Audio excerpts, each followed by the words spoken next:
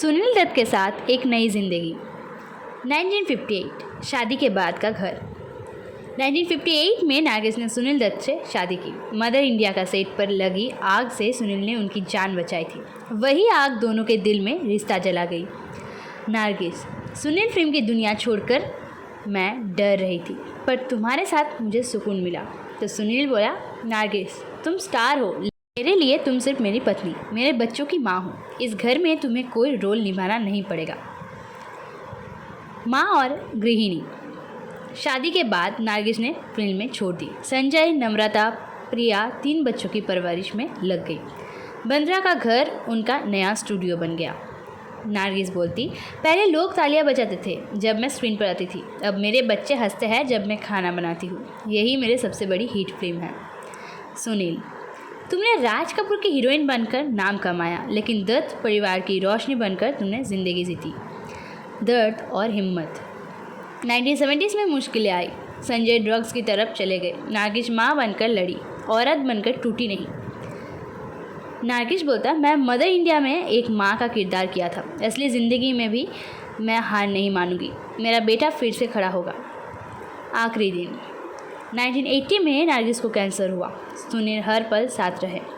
3 मई 1981 को नारगिस चली गई।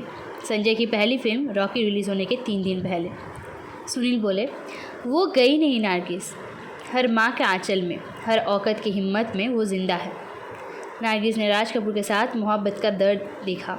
सुनील दत्त के साथ सुकून, इज्जत और असली प्यार पाया। स्टार से पत्नी, पत्नी से माँ, यही थी नारगिस की असली कहानी। राज्यसभा और आखिरी जुनून। 1980 में पीएम इंदिरा गांधी ने नारगिस को राज्यसभा मेंबर बनाया। 21 साल फिल्मों से दूर रहने के बाद नारगिस फिर पब्लिक लाइफ में आई।